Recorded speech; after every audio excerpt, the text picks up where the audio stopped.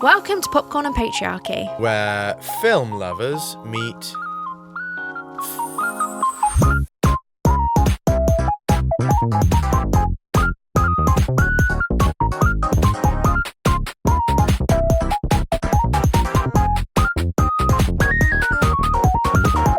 and welcome to Popcorn and Patriarchy. I'm your host, Esme and Michaela. I'm an actor, producer and founder of Evolve Productions, and this is my co-host. Hello, I'm Joe Coates. I'm an actor and creator. Before we jump into today's episode, we'd like to thank our main sponsor, Switchboard LGBT+, who do amazing work for the wellbeing of the queer community. I'll talk a bit more about Switchboard and the amazing work they do later on in the episode. Popcorn and Patriarchy is Evolve Productions' brand new podcast born out of a karaoke session on my birthday last year. The podcast is released bi-weekly and structured as companion episodes that combine film critique discussion with creative participation. The first episode of each month explores a film through an intersectionally feminist lens. Joe will then be set a creative challenge inspired by said film, and in the second episode released in the month, we will review the creative challenge and discuss the process of working with various art forms. So, for today's guest, we have Tazmyn-Mei, a queer actor, content creator and passionate book lover who shares their love of stories across social media and online platforms. Through their acting work and book content, Tazmyn brings thoughtful conversations around representation, creativity and queer identity to a growing audience. We're excited to talk about their creative journey and what inspires the stories you work with and tell. Hello! So, welcome. Thank you. Oh my goodness. Is it weird like having a bio about you read to you? Usually if I'm doing something I have to write my own bio and then send it in. So that was right, yeah, it's nice. nice. And yeah, did you you can get it use right? that. You can take that one. Put it in your cover letters, yeah. So the film that we reviewed last episode was Pride 2014, as you know, and the creative challenge which you have both been set is create a short scene or dialogue about two characters that wouldn't normally meet. Yeah. So it'll be interesting to see what you both took from that. I think Joe's feeling nervous because we on our last episode we had Tash Walker, who does the logbooks. I don't know if you know the podcast Logbooks. It's about queer history, and they were very insightful and incredible. Joe said, I So feel like my my creative challenge is a bit too not serious. Yeah, because Tash was bringing up some wonderful points, all very serious, all very poignant, and I just kept thinking about what I was gonna write. It's great because this is our second film, and the first film was Barbie, and I took some very serious stuff. Joe was like, this is a great fun film. Yeah. Today, Pride. Joe was like, this is a great fun film. And me and Tash were like, okay, we were like... I would not describe Pride as fun. That wouldn't be my knee-jerk reaction. Yeah. I feel like soul-destroying, devastating. Yes, heartbreaking. Yeah, exactly. Yeah, I've got all that's in the scene. Don't worry, I'm bringing all that. too, I promise. Yeah, I know. I was like crying the whole way through, and Joe was there watching it like... Yeah. That was I was slightly misjudged, but that was my take from it. I only watched it once. Tash said that they had completely different intakes from it, first time to second time. Yeah, so when I watch it again, I promise you I'll weep. What are your? Did you get a chance to watch the film? I haven't rewatched it, but I saw it in cinema when it first came out. Oh, cool! Oh, wow. It's so vivid in my mind because I was at boarding school at the time, and I was it was a Catholic school, and I was one of the first kids to come out, and I was sort of outed, not maliciously, but like someone caught me and my girlfriend kissing in the toilets, and then that girl told her older brother, who was my classmate, and then that's how it got out. But I sort of became like a queer mother to all of the other kids. Thank you. Yes, my flatmate does that. Please. Sorry, couldn't help it. But so I organised just like a little group trip for all of us, and two of my best friends, I can't remember if I mentioned boarding school, and two of them Russian, and they're very liberal. Their family aren't like, they've never been clued in on politics. I'm like a very sporty family. That was cool. always their focus. And then we went and saw Pride, and I was sobbing. I was crying so much at the end that I had to immediately push past my friends and go and cry in the toilet. And they messaged me. They were like, "We'll wait for you outside." Wow. And then when we got back, one of my friends came in and was like, "I get it now. Like, I get why you're so scared. I get why you coming out was such a huge deal." She was like, "I'm sorry that I didn't understand like the depth of it before." And one of the other people that came was a kid a year below me, I think, who had only come out to me and nobody else. It was a really like beautiful, like really significant experience for me. That's wonderful. I mean, those are the two. It like that's probably what the film was going for in those two interactions of someone being like, I now understand what you guys were going through, that I'm living like through your experience, and then you finding that like other people had that same experience at such a young age, and that you weren't alone in that. I suppose those are the two things they were going for above all, as well as telling the history. So Joe, would you like would you like to go first, just because you're used to doing this now? I do need to cut. I think I might have misunderstood the email that I was sent. That's fine. Are we supposed We're to not cutting this, by the way. Are we supposed to have written it already, or are we going to write it now together for fun? We were supposed to have done it already, but we can also we can do that. We can do that. That works perfectly. Yeah. Do you want to? Why not? I mean, I think we should. I do want to start with mine? I read it multiple times. The email last That's night so at like fine. 2 in the morning, and I was like, surely emails it will be take on different meaning at 2 in the morning. Yeah, in the morning. Do you know what? That My is bad. so fine. My bad. Thank you. My bad. Well, Joe had months to prepare for our first episode last month, and he took a completely different meaning from the creative challenge. So we just changed the creative That's challenge, entirely and it true. was Should we do that again now? and it was perfect. It was perfect. So There she is. this is You made Barbie. Barbie. Yeah. Vape so Barbie. Again, this is going back to Oh, last month, but now what was the prompt, please? the prompt was write a funny song about subverting gender norms, but Joe wrote yes. a There funny was a song. There was a song. wrote a funny song about inspired by Barbie, but it was still very feminist. It was about Well, it was sort of about the hypocrisy of the capitalism of Barbie, of like all the messages it was trying to send out, and then but also made 150 million from bits of plastic. But So at this what was my point? dystopian version of a toy of the future. Yeah. Of like what do kids want nowadays? Yeah. Vapes. So this is Barbie with candy air pink vape. backpack, we called it. So so there was a little song. It was like a jingle. It was like an advert jingle. Barbie, you're Which you'll have beautiful. to Sorry, watch last watch it. episode. Just recapping the last episode now. Don't perform it again. Sorry, it's good. It was good though. It's catchy. Would you like to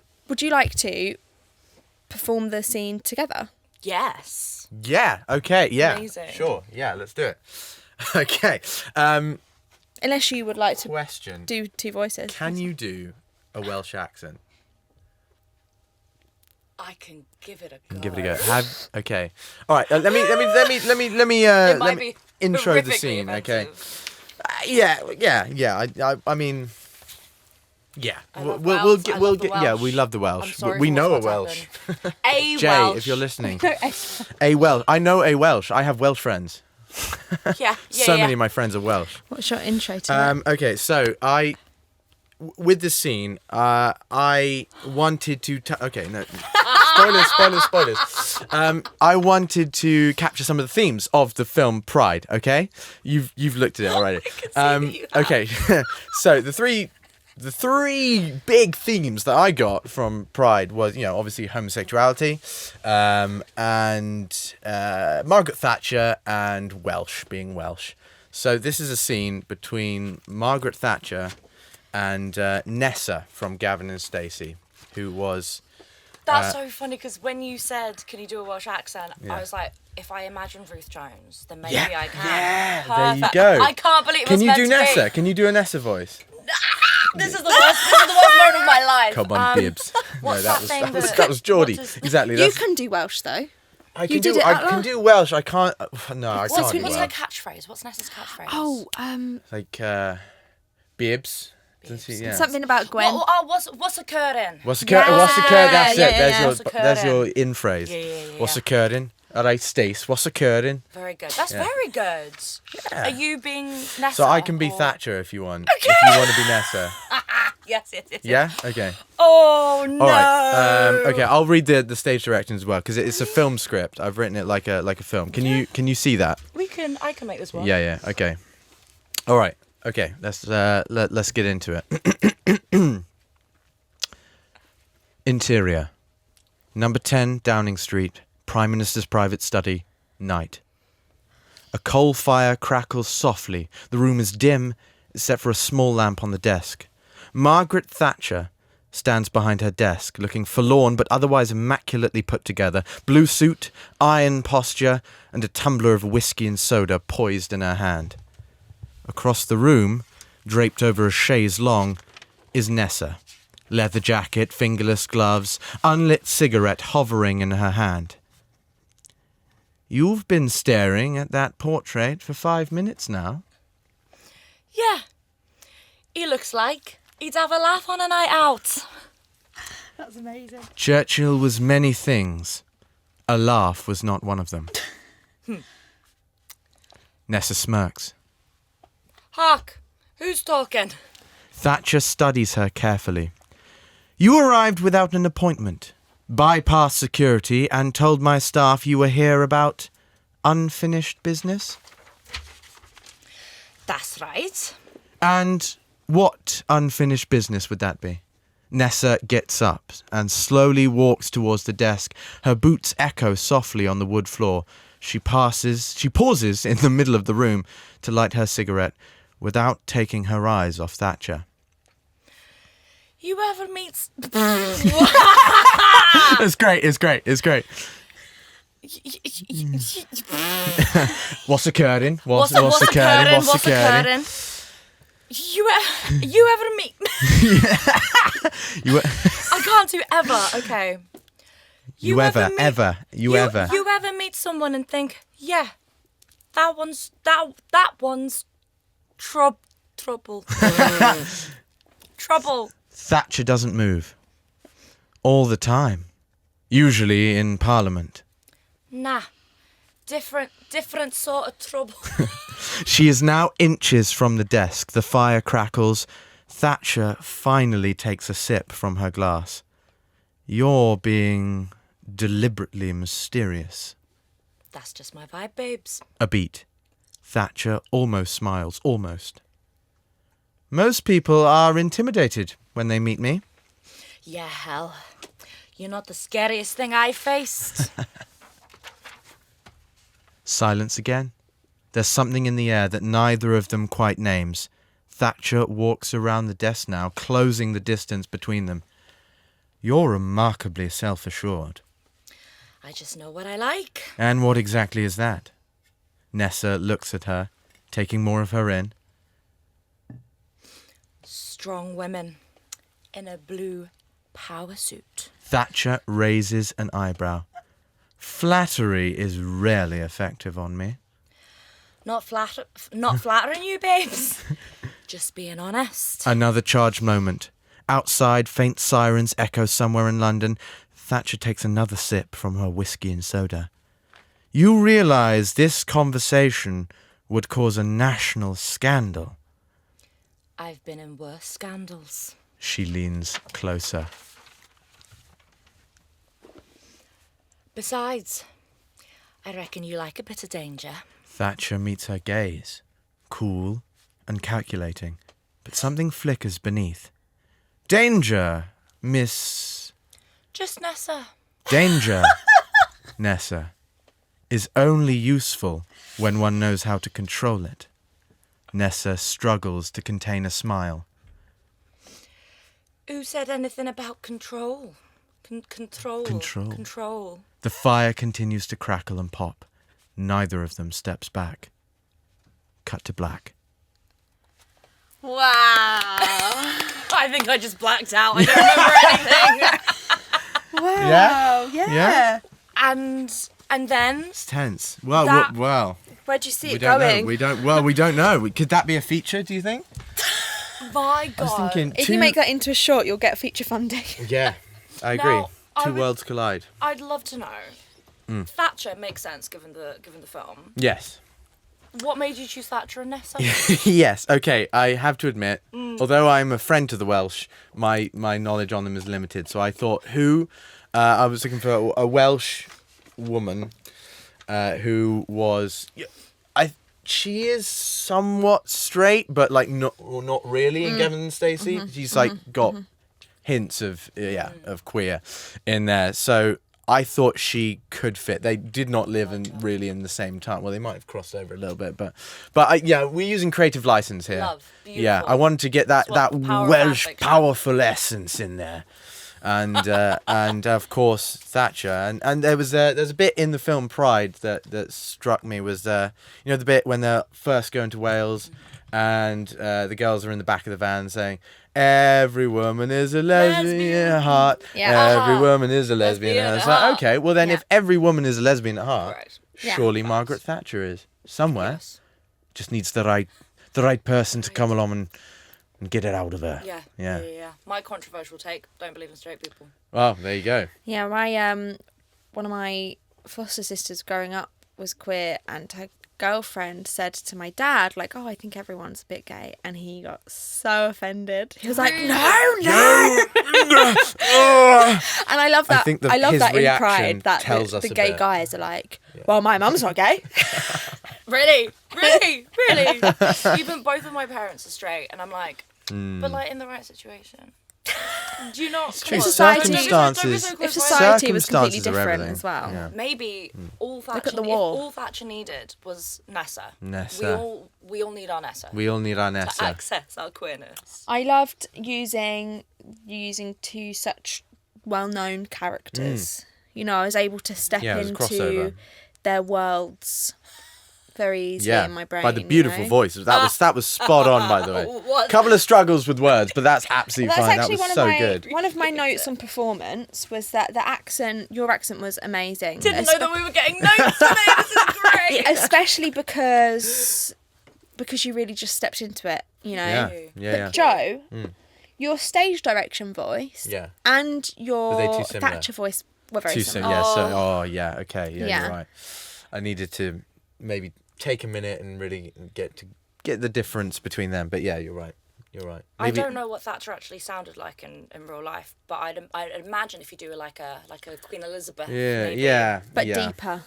She had a lower voice. That's maybe where I was going wrong. Yeah, because she felt like she had to be like a man to be treated with respect, you know. Yes, she did. And there was a few bits that I looked up about her. Like she did drink soda and whiskey. That was a real thing. A historical fact. I looked up what kind of suits they were. gives Yeah, you they more were called points. power suits, and she sort of coined them. There was that big shoulders Have you again. heard of power suits before though? No, not really. Wow. No. Have there you go. heard of power Yeah. suits? Yeah. Okay, all right. Sorry. It's just you, yeah. right, I need to mansplain power suit, but that's okay. No, this was Patriarchy, am I well, right? exactly. That's me. I'm the patriarchy. But I was a fact I was excited about. I was like, I learned something. A power suit. Yeah. What is a power suit other than the shoulders? Is it just?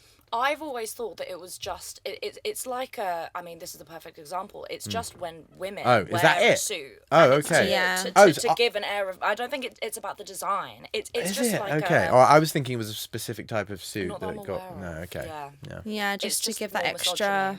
Yeah. Extra layer of misogyny, like a trifle. Because in order for a woman to seem powerful, she has to wear a suit. Yeah. To seem masculine. Yeah. Blimey. Well. Because you know the suits that are fashionable now, which are oversized, you don't wear anything underneath, you've got a bit of cleavage. Would that be a power suit? Probably not. Oh, it's a suit. If it's a suit that makes you feel powerful. But if it was, do you know what I mean? Like, where's the line between a suit and a power suit? Well, I thought I was literally thinking it was a type of suit. But I mean, it could be. that It could it be was really worn. wrong. Maybe it is. But if a power suit is just Yeah. a suit that makes you feel powerful, then yeah, the cleavage one is definitely an example of Boobs that. are powerful. I Boobs remember very Cara powerful. Delevingne wearing a cleavagey suit on the Graham Norton show when I was a teenager, and I was like, okay, I'm learning about myself today.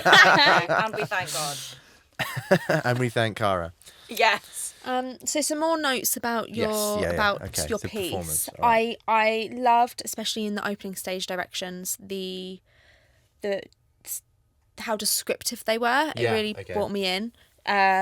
Describing Thatcher's iron, the chaise longue. Yeah. Her boots echo softly on the wood floors.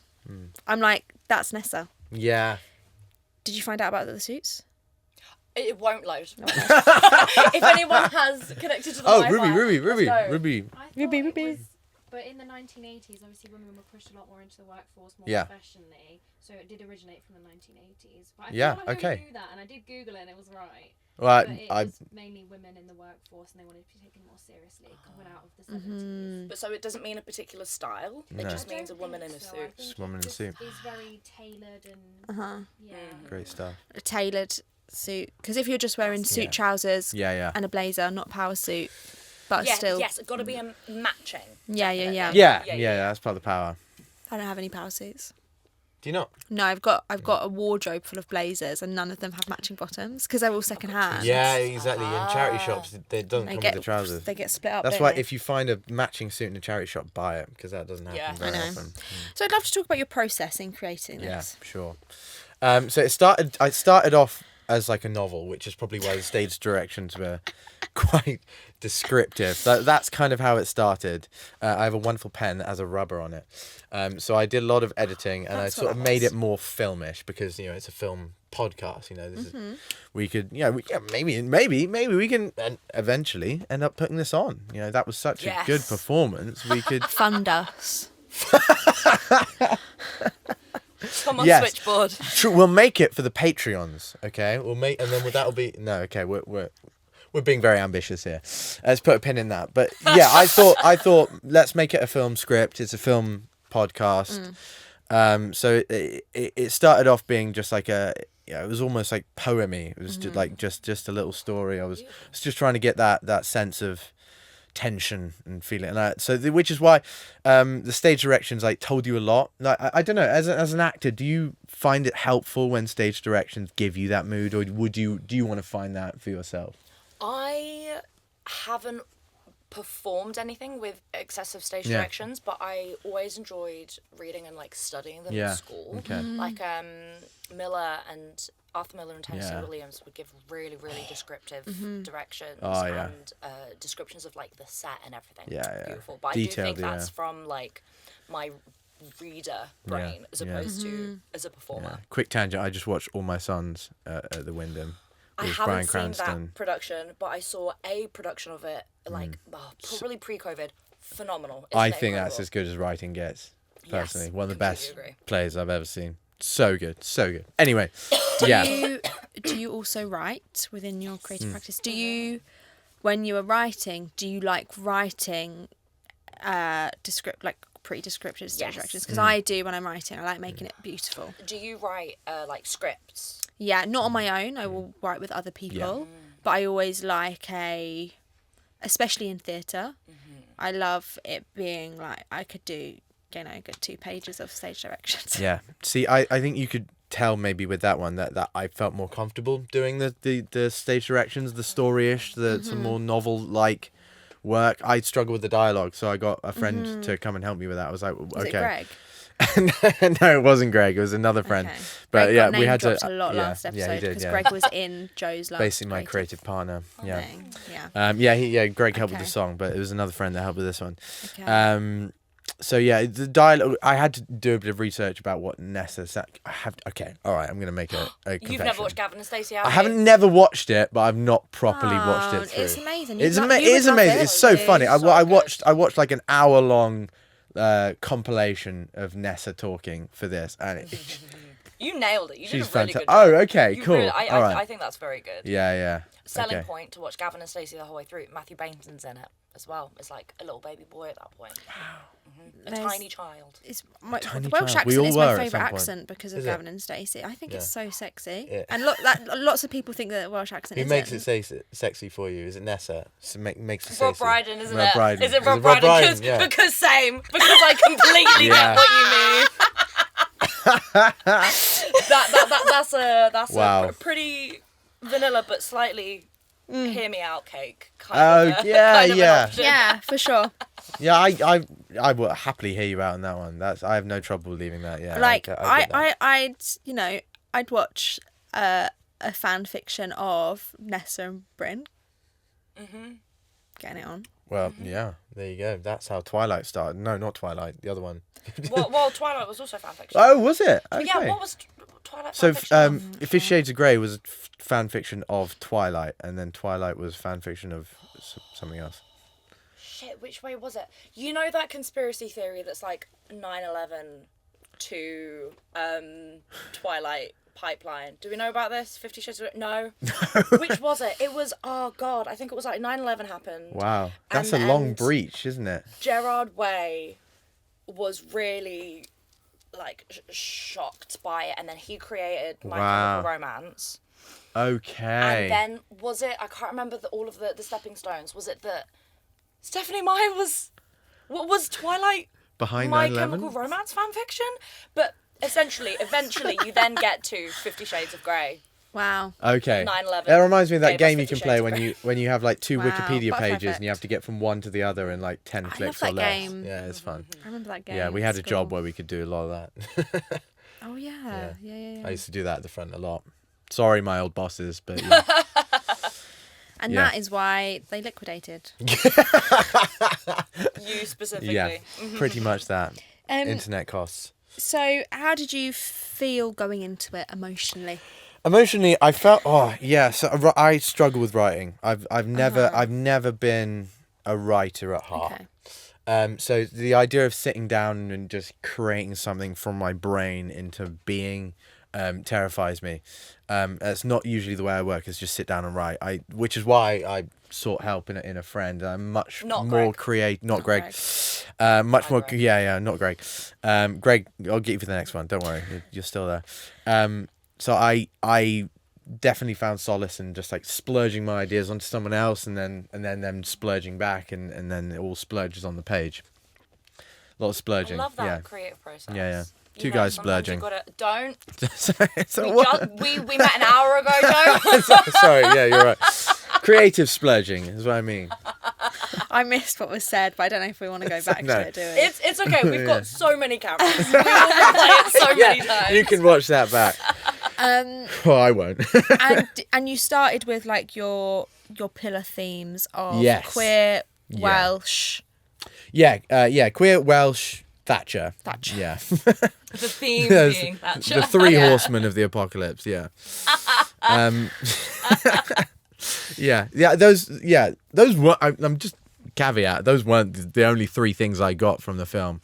Obviously, I got loads of fun, as we said last time. But And what made you pick those three things if you got more from the film? because the pitch was two characters that would never normally meet, and I think I took it quite literally in like two characters from different worlds.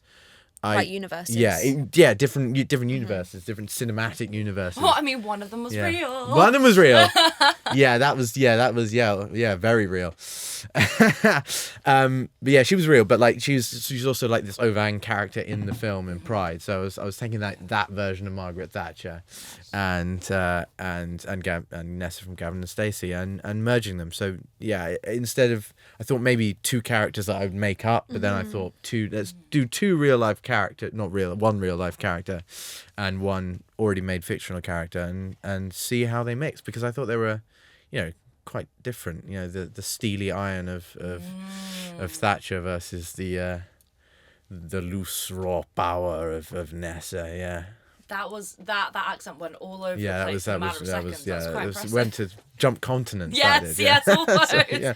How would That's you why both you're playing feel Nessa. if we did a little bit of improv? Yes. We could do a little bit of character work, both picking a character from, we could do different universes, maybe something with a little bit of a feminist or political lens. Okay. And then improving out a scene. How would that? Love improv. Let's do go. it. Yes. Still linking it to Pride.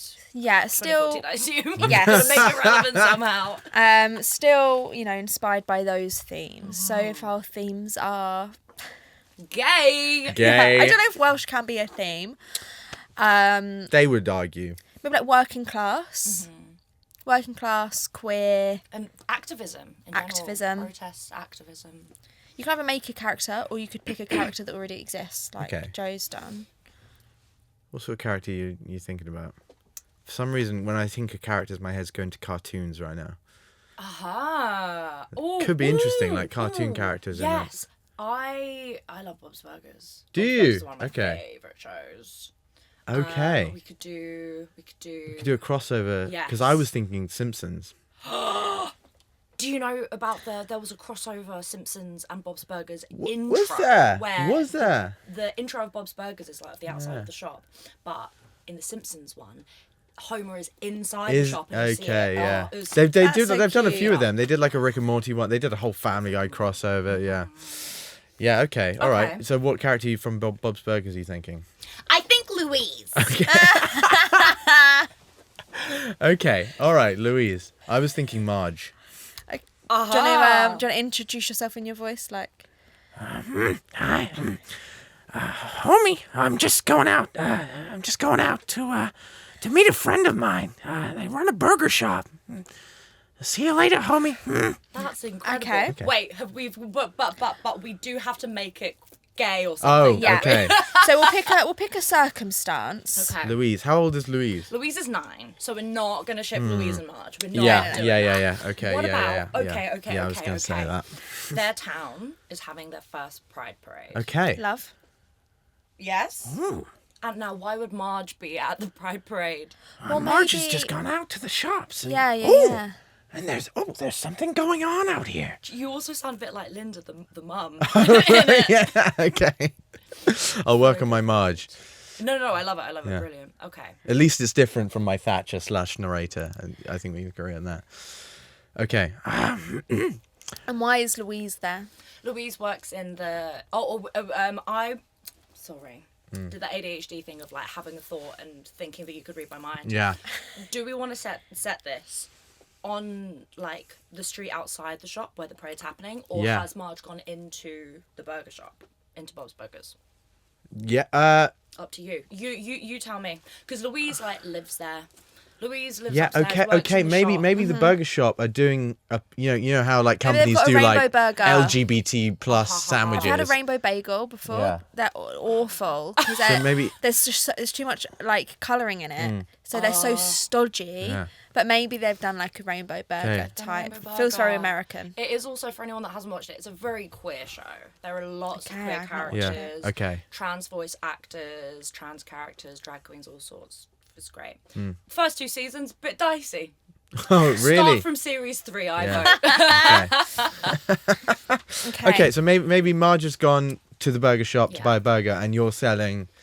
Gay burgers. Gay burgers. Right. Hello. I was looking to buy one hamburger, please. Hi. Do you want my wait, why does she sound like that? Wait, no. Okay, I'm Louise, and my voice is up here, and I'm really powerful. nice to meet you, and Louise. I can do whatever I want. Hi, nice to meet you. How are you doing? I'm very well, thank you. There's something going on outside, actually. Yeah, A lot of.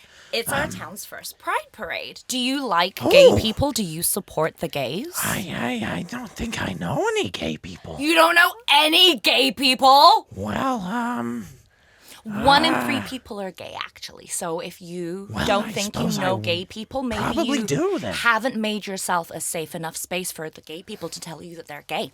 Have you thought about that, huh? So, do you want our burger of the day?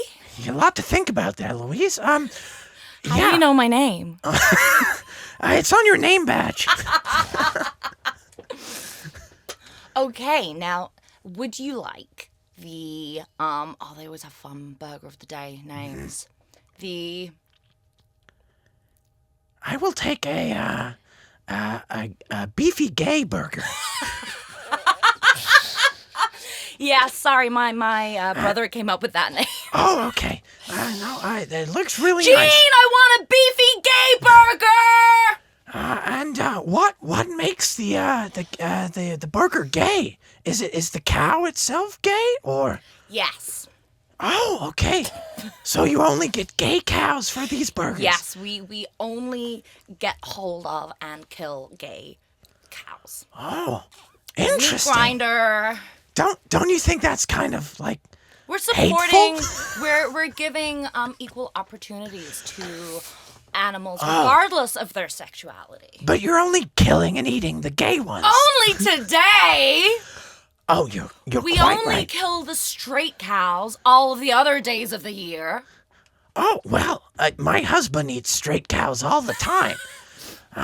Is that why he's not here? No, he's he only outside. eats straight he's cows. He's in the car. Marge, where's my burger? Marge. I'm coming, homie. Is the beefy gay burger for your husband or for you?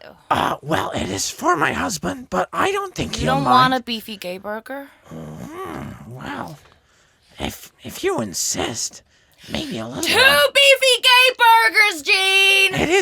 It seems to be pride after all. Well, I can't wait to taste the difference between a gay cow and an otherwise. And all straight of cow. the ingredients, we have every color of the rainbow. We have tomato for red, orange is we've got a little bit of saffron in there because we're really fancy What these color days. is saffron? It's orange. I just said it's Oh, red, of orange, course, orange. red, And as for orange. orange is saffron. Okay, and how do you get the purple? Because that seems Purple? really interesting. Eggplant. Eggplant. Ooh, Not aubergine. not aubergine. No, we don't have that Eggplant. over here. well, excellent context for the country we live in there, Louise. Very good. Well, okay, and Here are your burgers. oh, wow, they really are big. Yeah, Okay, they are. We use the whole cow. that's a beefy gay cow. That's Why don't you try it? Tell me if you like it. okay. All right, if you say so. Here we go. I just want to see if it works. How do you feel? You know, I feel slightly more gay. Gene, it worked! It worked! The baby gay burger worked! We've done it! Gene, we've done it! We figured it out! The gay agenda lives through us! Wow. Gene! I think I'm gonna go to the parade now. Thanks for everything, Louise. And if you give your husband that one, then maybe he'll, maybe you'll finally get a divorce. Well, I don't know about that. But if there's any left, I will sure give it to him. I wouldn't want to divorce him, but I am feeling more. Lavender marriages. You know, you can do anything. You can do anything you want now that you're gay. Thanks for everything, Louise. You're so welcome. You've been such a help. You're so welcome. I'm gonna go and run into the street. Go and be gay, Marge. Someone give me some latex more suits. Be gay! Let's go. Be gay! I'm gay. I'm gay. That was great, guys. I've always wanted to be Louise Belcher. That was a dream come true. Yeah, smashed it. Yeah, what's this? On the throat. That's hard to keep up. Okay, so back yes. notes. I loved beefy gay burger. Yeah. I thought that was a real highlight to come out. That was a really great save as well. That was very like I, as the actor, couldn't improvise something on the spot. I couldn't come up with a funny bit. It's like I'd forgotten my line. And you swooped in and you saved the day. You've got my back. Thank you. I felt safe. I felt safe in that Scene scene with you. partner. Yeah. Yeah. Beefy gay burger. Yeah. I loved the cow being gay, and then the idea of, is it homophobic to kill gay cows, or is it just equal opportunities for the gay cows? Yeah. I thought that was a really nice thing to come out there. Equity, not equality.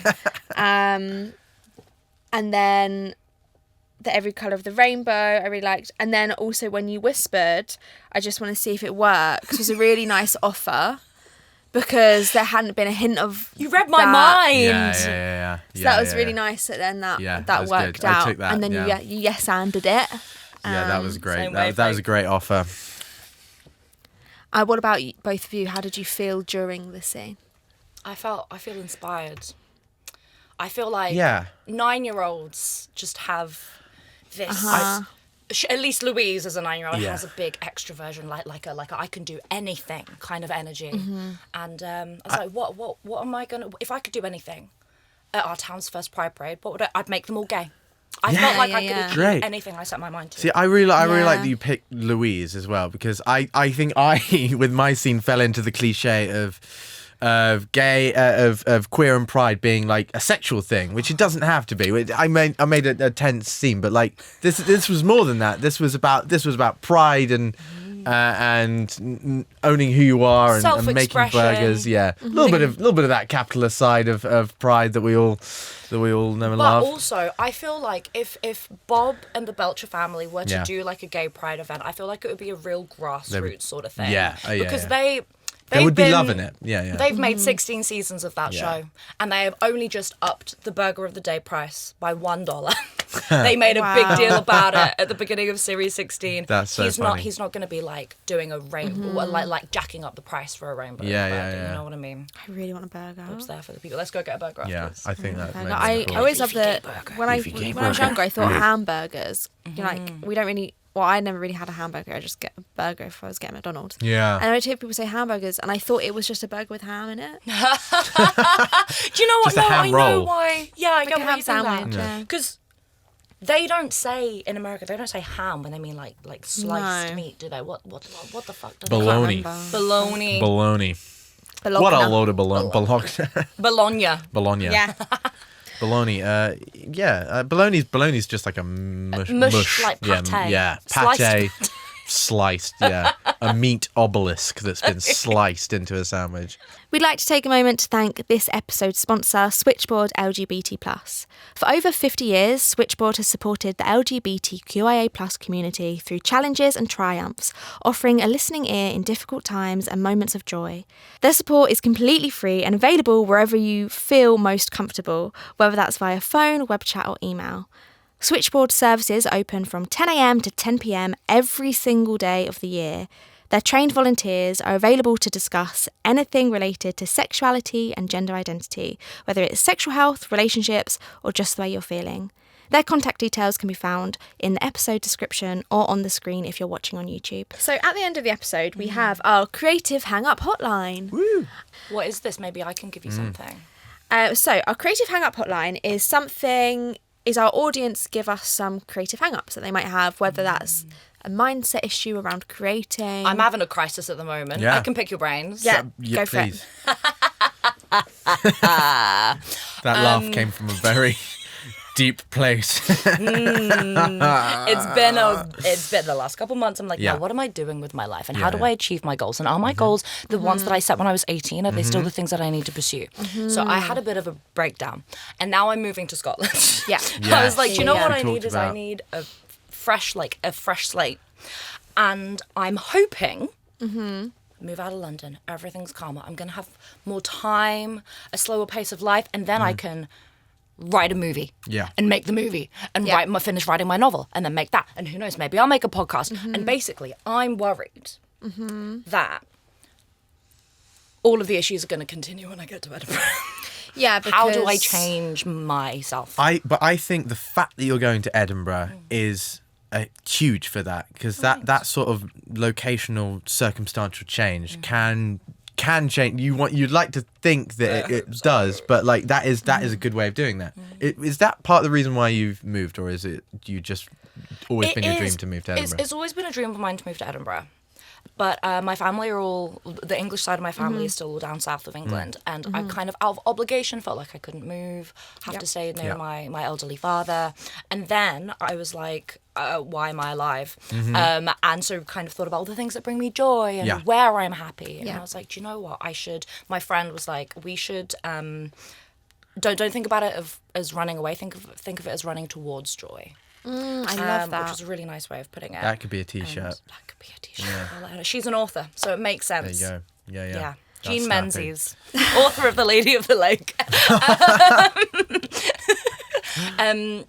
But it's also, I do think being kind of in a less stimulating city will help my brain quiet. Yeah. And will therefore, I'll Yes. hopefully be able to be more like creatively productive. For 10 months of the year, Edinburgh will be a less stimulating. And do you know what? For August, City. I will go back to China. I'll leave. Yeah, fair I'll enough. sublet my flat. That's what people do. Yeah. When they live there, they And then you can sublet your flat for thousands. loads, like triple And your really, rent. you know, Evil really landlord, Yeah. let's go. utilise the fringe market. Yes. I would say, going back to your creative hang up there of like, what if the issues continue? I'd say have a think about the things that you feel are your creative blocks right now. Like, really think about, you mentioned 3 projects there: film, novel, podcast. Think about the reasons why, either emotionally, mentally, or like literally, you can't do them now or wouldn't do them now. And if all of it comes down to location, then yeah, it'll probably be fine. But if any of it are other issues, like a confidence issue or feeling overwhelmed or feeling like you don't know enough, then like work out what they are, so that even before you move or when you move, they are things that then you can think about actively and work on. Like if it's a you don't know enough, like are there any courses you can do? If it's a mindset thing, or you don't feel confident enough, can you be doing some affirmations, or can you like think about stepping into your like creative identity, and then maybe even work out who is your creative identity now. Like you've been working in this industry for such a long time, like who are you now? Who do you want to be now? Who am I? I'm trying to figure that out. You figure it out in Edinburgh. Yes, Yeah. I can't wait to Yeah. figure it out in Edinburgh. I would tell you, You'll be Scottish. moving really helps. Yes. Like moving helped me when I moved to New York. I felt like this whole new lease of creativity. You might just that feel it, yeah. when I Yeah. moved back, I didn't lose that. It was just like this new version of myself that I'd discovered. So it could be that, you know, it is all location. But if there's any other mindset things, Yeah, are you a there. procrastinator? I have ADHD. Yeah. So I guess yes. Yeah. But I have actually got an official diagnosis. Oh, cool. Which is great. That takes Got it a in long congrats. time. Good for you, Oh, yeah. it went private. So it took about Yeah. a week. I know. I was like, because do you know what it was? Sometimes you have to. A friend gave me one of their ADHD pills. They were like, Okay. be careful, like try it at home, because if And you it really don't have helped you? ADHD and you do, then you're just going to be high. So like Yeah. be safe, make sure your Interesting. flatmates, because it's methamphetamine. Yeah. yeah, And I, for the first time in my life, my brain was quiet. yeah, It Wow. was crazy. So thank God that I did try it, because I've known that I've have ADHD for about 4 years. And then I tried that and I booked an appointment the next day. See, I need that. I have ADHD, and I've always been mistrusting of pills Mm-hmm. or medicate. Like, I'm not skeptical, because I know what they do for certain people, but I always find Don't know if they're right for you. Yeah, exactly. or- Yeah, is that I always find that a problem will be solved by you more than the medication. Like you can alleviate symptoms and like. Sure. So do you use it more as like an everyday thing, Well, or I was it just haven't at got key it yet. moments when? Oh, okay. So I've got the diagnosis, but I haven't. You've got to like Yeah. do all of these like Yeah. tests and stuff first, Okay. and then they figure out the right doses, etc. So that is going to be top of my priority list for when I'm in Edinburgh. I'm going to be like, okay, new location, new brain. But for that time, for that day, it did. It felt like I could be more productive Yes. if I had this on a regular basis, because I'm not fighting with my own brain. Yeah. That friend who gave me her pill, after getting her starting taking the medication, has written and published 3 novels, Wow. Wowzers. and she entirely puts it down to her meds, ADHD Yeah. meds. Yeah, my friend is currently doing the same thing through the NHS though, so it's taken a bit of a while. Takes a long time. But yeah, it apparently it does work wonders. Yeah. Is this tempting you at all? yeah, I know. I'm just cool. 5 minutes left, everyone. I don't know. Maybe I'm scared. Maybe I'm Maybe, scared of it. yeah. Maybe I'm scared of not being me. I know this is such an extreme example, but I'm scared of like lobotomizing myself like in that I think way. though, But I know it's not that. Like hormonal contraceptives. Yeah, well there you go. Yeah. At least with any sort of medication. So like, for example, I've been on antidepressants since I was a teenager as well. Okay. Like, if you try it and you don't like it, you can just come off. Yeah. You can just come off it. I think for me, the reason why I'm so trusting of, like, I am not scared of trying new medications and stuff is because I've been taking antidepressants since I was 17. Okay. And I know for a fact I would be dead if I hadn't taken that medication. Yeah. So I'm like, let's just give it a go. You know, let's see what it's like. Because before I took antidepressants, I was like, oh, this is just my life. This is my lot, you know. And then I was like, but if I start taking antidepressants, maybe I won't feel like the joy as intensely. It's been great. I mean, I mean that, but that's where I think I'm getting my thing from is like when you're getting antidepressants, it's because you've reached such a level where you're in need of help outside of what you can do in your life. I see. Yeah. Which is all of a sudden out of your control. But did you feel when might be going down a rabbit hole here, but did you feel when you were taking antidepressants that that was helping your problem or just alleviating the problems? Oh, that's an interesting distinguishing. So I've asked a massive question with like a minute left. Should we talk about this as well? I think it the way I described it to my dad, for example, was that it brought my brain up to a normal functioning level. Okay. My dad didn't know anything about depression, and he was like, but is it going to like give you too much energy? I was like, no, it's not adding, it's just bringing me up to a regular person's baseline. Does that make sense? Yeah. Equalizing the chemicals. Yeah. I get that. Thanks for Sorry. coming on. And on that note, And on that wonderfully cheery note. I'd love for you to tell our listeners or watchers where they can find you and what you do, you know. My personal Instagram, where I talk about just, I don't know, life and also my acting stuff, is just my name, Tazmyn-Mei, Tazmynmei, because none of it's spelt in a normal way. And then my book stuff is Tea, as in drinking tea, Tea Books and Tasman on Instagram and YouTube. Will I make a comeback on there? Who knows? Well, subscribe and find out. Yeah. Thank you. I'm just going to do our outro. I hope your narrating voice is different to your... Would love for you to do an accent now, actually. Yeah, to be fair, we've been doing voices all day. Probably not for the people that are sponsoring us, though. We don't. And that's a wrap on for this episode of Popcorn and Patriarchy. Before we go, I just want to say a huge thank you to everyone who makes this show possible. First off, our sponsor, Switchboard LGBT+. If you'd like to learn more about their work or access their services, details are on the screen now, as well as in the episode description. Our brilliant graphic designer, Bashful Cat, who makes our logo. Danny Shields for our fantastic intro and outro music. Our partner, Middlesex University, who lets us use their gorgeous studio. Our amazing student placements who keep everything running behind the scenes. And a special shout out to our Patreon supporters. Please keep subscribing. And if you're not subscribing already, then you should. Thank you, and we can't wait to catch you in the next episode. Woo! Beefy gay burger! Beefy gay burger!